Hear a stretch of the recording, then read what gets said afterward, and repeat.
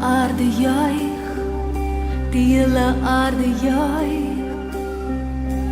Hy kleer homself met lig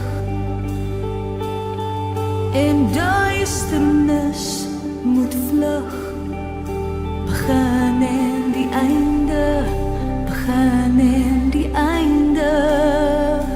Hoe groot is ons God, ons sing hoe groot is ons God. Almal sal sien, hoe groot is ons God.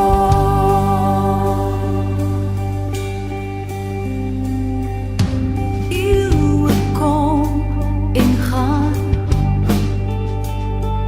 en tyd is in sy hand. Begin en die einde, begin en die einde. Die Godheid drie in een. Vader, Gees en Seun, die leeu en die lam, die leeu en die lam. Groot is ons God, ons sing hoe groot is ons God. Almal sal sien, hoe groot is ons God. Hoe groot is ons God. Hoe groot is ons God. Ons sing hoe groot is ons God. Almal sal sien, hoe groot is ons God. Hy is die naam bo elke naam. Oh, naam bo elke naam. Vader, Gees, die Lam. My hart sal sing, hoe groot is ons God. Naam bo elke naam. Naam bo elke naam. Vader, Gees, die Lam. My hart sal sing, hoe groot is ons God.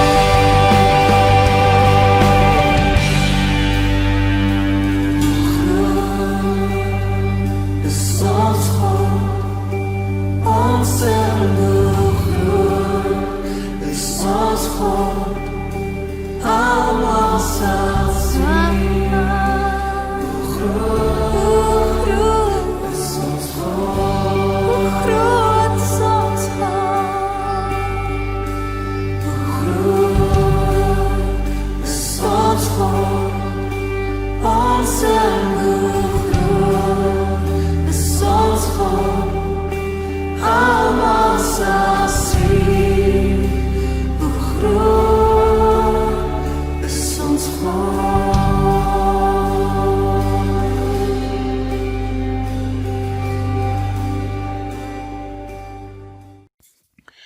Geagte luisteraar, my ouers, my vriend, broers en susters, genade en vrede aan u en die gesin van God die Vader en sy Seun Jesus Christus, ons Here.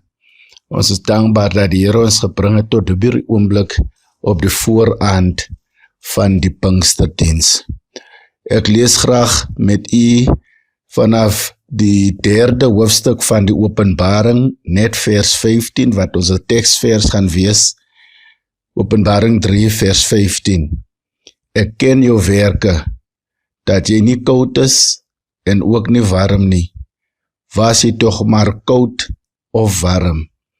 Dit is die woord van die Here, mag jy dit sien in ons harte, van nou af tot in ewigheid. Amen. Laat ons bid. En nou, Here, vra ons dat u met ons sal spreek, dat u in ons geeste sal spreek en dat u met ons in ons geestesoor sal fluister. Ek bid, Here, dat die woord wat oop lê voor my vanaand 'n nuwigheid vir almal van ons sal bring, wanneer ons na U luister en wanneer U met ons gaan praat deur hierdie woord. Ek bid dat die oordenking van my hart en die woorde van my lippe aanvaarbaar aan U sal wees, my rots en my herder. Amen. Vriende, die kerk in Laodicea is die laaste kerk van die 7 wat in Openbaring aangespreek word. Daar is harde uitspraak in die teks vanaf vers 14 tot met 20 en 'n uitspraak van hoop vanaf vers 21 en 22. Die kerk in Laodicea is geleë in moderne Turkye vandag en op 'n stadium het hulle afgewyk van hulle verbintenisse tot die Christelike geloof. 'n Kerk geleë in 'n ryk stad gedurende die Romeinse periode. En Laodicea was nie net op groot handelsroete geleë wat vir baie belangrike stede soos Efese, Smyrna en Sardes verbond het nie, maar dit was ook 'n sentrum stielproduksie en bankwese. En so word hierdie kerk in Openbaring 3 vers 17 'n ryk kerk genoem. Maar ons sien in hierdie teksvers dat daar 'n klag teen hierdie kerk gelê word. Die klag is skokkend, want dit beskryf die meeste lidmate ongetwyfeld. Wat is die klag? Dit is 'n klag van lauwarmheid. Die kerk is nie koud of warm nie. Dit beteken hulle was net lou. Hulle was half toegewyd. En daar was 'n groot mate van halfhartigheid. Hulle was selfvoldaan. Hulle was lusteloos en selftevrede met die status quo. Ja, vriende, hulle was onverskillig en neutraal op dieselfde oomblik. Dit is 'n kerk wat net half toegewyd was aan Christus. Benewens die beklemtoning van Christus, beklemtoon dit ritueel, seremonies en programme as 'n manier om aanvaardbaar te word en God te behaag. Dis asof hulle nie ag slaan op Jesus se vermaning in vers 23 van Lukas 9 nie. As iemand agter my sou kom, moet hy homself verloon en sy kruis elke dag optrek en my volg. Iewers sê Paulus, daarom doen ek 'n beroep op julle broeders deur die barmhartigheid van God, om julle liggame aan te bied as 'n lewende, heilige en aangename offer vir God, wat die geestelike aanbidding is. Dis 'n lou kerk, my vriende, half toegewyd om te verkondig dat Jesus Christus die Seun van God is. Dis 'n lou kerk, slegs half toegewys aan die onderrig van die woord van God. Dis 'n lou warm kerk, slegs half toegewyd aan evangelisasie en missies. 'n Lou warm kerk, half toegewyd daaraan om die heilige en suiwer lewe van Christus te beklemtoon. 'n Lou warm kerk, half toegewyd aan selfverloning en opofferende lewe, om te benadruk dat die mense hulself moet verloon en opofferend aan die self moet sterf. Vriende, dit is 'n lauwarm kerk wat net half toegewyd is aan die kerk. 'n Lauwarm kerk, slegs half toegewyd om te getuig. Half toegewyd om Bybelstudie en gebed te doen. Half toegewyd aan daaglikse toewyding. Dit is die karakter van die lauwarm kerk. En ek wil miskien vra op hierdie oomblik in die lig van groot vergaderings, groot leiersvergaderings, groot ouderlingsvergaderings waar daar baie intellek teweeggestel word, diep slim gesprekke, wil ek vra of dit nie miskien vir ons 'n Laodisiese kerk maak op hierdie oomblik nie. Want jy sien, hierdie kerk was behep oor sy rykdom. Die kerk was behep oor eiendom, die kerk was behep oor die bankstaat. Ryk en welvarend het hulle gedink hulle was, en dat hulle niks nodig gehad het nie. Die stad se ekonomie het 'n impak op die denke van hierdie kerk gehad. En op grond van die aanklag van Christus teen die kerk, kan ons sien dat die lidmaat of die gelowiges ook finansiëel ryk was. Wat met die kerk gebeur het, was so gereeld onder die gelowiges, dat hulle rykdom en welvaart met spiritualiteit gelijkgestel het.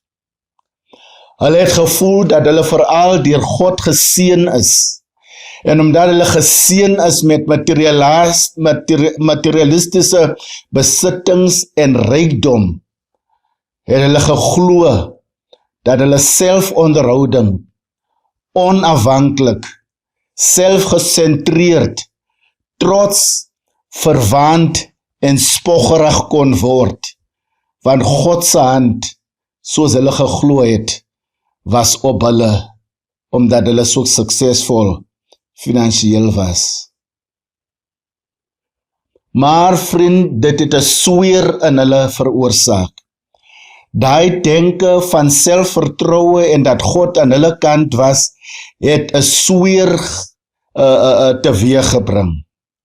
Want hulle het begin fokus op hulle eie vermoë in plaas van op Christus. Hulle was afhanklik van hulle eie vermoë in plaas van Christus. Hulle het vertrou op hulle hulpbronne in plaas van Christus. En Jesaja sê, hulle het geword soos een wat onrein is. En al die regverdige dade is soos 'n besoedelde kleed. Hulle verdwyn almal soos 'n blaar, en hulle ongeregtighede, soos die wind, neem hulle weg. En dan is daar 'n roeping in vers 18 tot 20. Daar is raad wat Christus aan hierdie kerk gee. Christus stel 3 dinge voor om dinge reg te kry in hierdie kerk. Eerstens moes die kerk geestelike goud koop wat in die vuur gesuiwer is.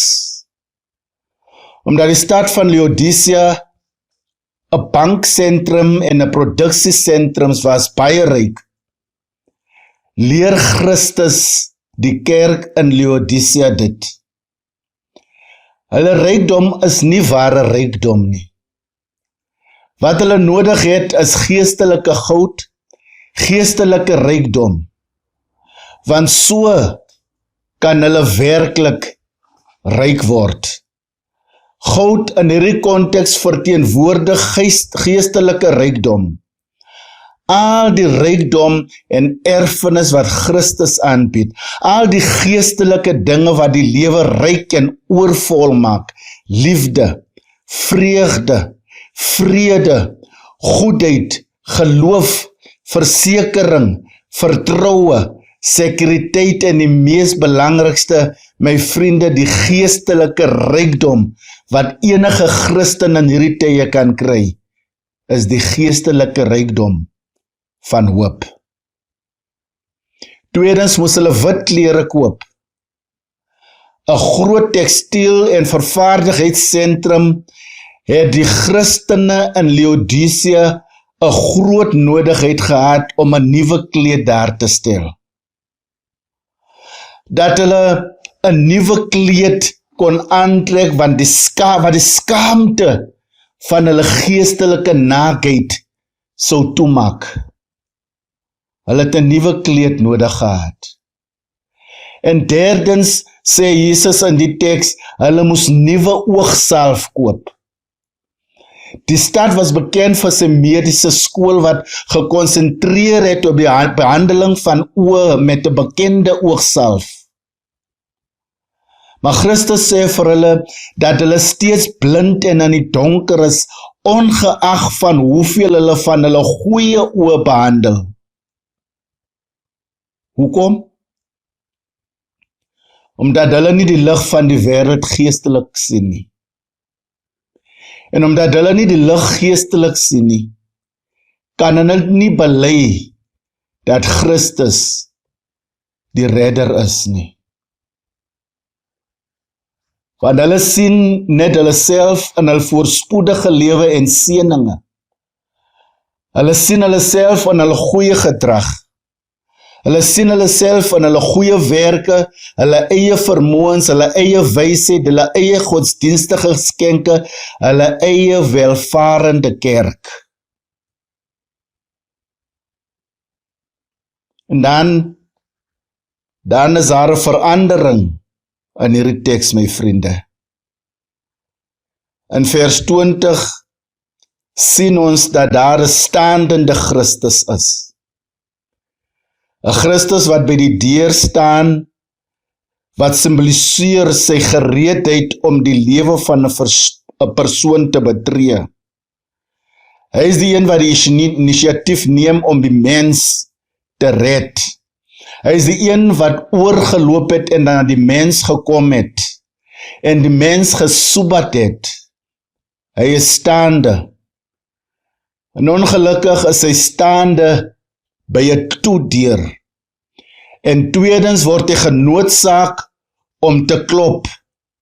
Hy word genoodsaak om aandag te trek van die lou warm Christen.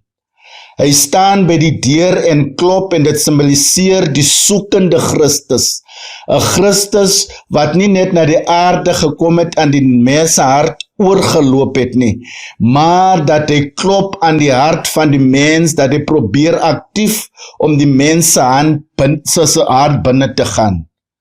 Hy klop en hy klop en hy klop en hy smeek. Daar is 'n smeekende Christus. 'n smeekende Christus wat smeek om toegang. 'n smeekende Christus wat die hele tyd sy medelee wys. Die medelee van 'n Christus wat nie net klop nie, maar wat smeek en smeek dat die mens sy hart sal oopmaak, dat die mens barmhartig met deernis vir hom sal aanvaar. En laastens, vriende, daar is belofte van 'n oorwinning. Dat Christus sê die een wat oopmaak, gaan met hom 'n maaltyd het. Die belofte dat ons almal oorwinnaars met hom sal wees. Dat ons vir ewig en altyd saam met Christus sal regeer en regeer, dat ons sekere pligte in die nuwe hemel en aarde sal kry met die verantwoordelikheid om toesig te hou oor die heelal van Christus. En ek vra dan weer vanaand, is u 'n Laodicese Christen? Is u die een vir wie Christus by die deur voorwag vir die persoon om oop te maak. Is U die een? Is U die een wat koud geword het in die geloof? Wat lauwarm is? Want Christus sê, ek verkies liewers 'n koue kerk, wat besef dat hy klere nodig het, om homself op te warm. Ek bid dat die boodskap vir U sal seën vanaand, en dat U die gees van die Here in alle mag môre sal ondervind. In Jesus naam. En nou mag die genade van ons Here Jesus Christus, die liefde van God, en die troostvolle gemeenskap van sy Heilige Gees met ons wees van nou af tot in ewigheid. Amen.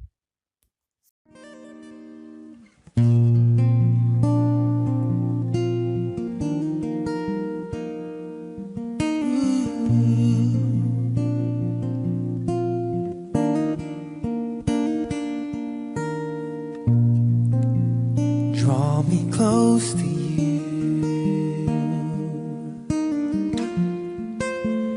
Never let me go. I lay it all down again. Oh no, to hear you say that I'm your friend. You are my desire.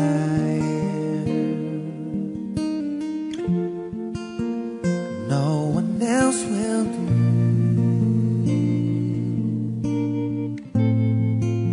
'Cause nothing else can take your place. Oh no, no. To feel the warmth of your embrace. Help me find a way. Bring me back to you.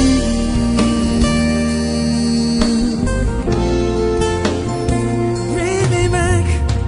Oh, You know the words, you sing along. Jesus. Draw me close to you. Yeah. You sing. Draw me close to you. Never let me go. Never let me go. I lay it all down. I lay it all down again. Yes, to hear you say that I'm your friend. You are my desire. You are my desire. No one else will do. No one else will do. 'Cause nothing else can take your place. 'Cause nothing else can take your place. Just to feel the warmth of your embrace. Help me find a way, Lord. Help me find a way. Bring me back to you. Bring me back to you. All over the building with hands lifted. Lift your voice and let them know how much you need. Sing.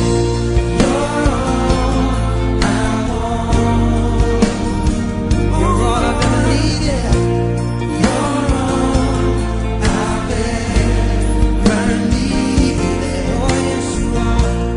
You're all I want. Help me know you are needed.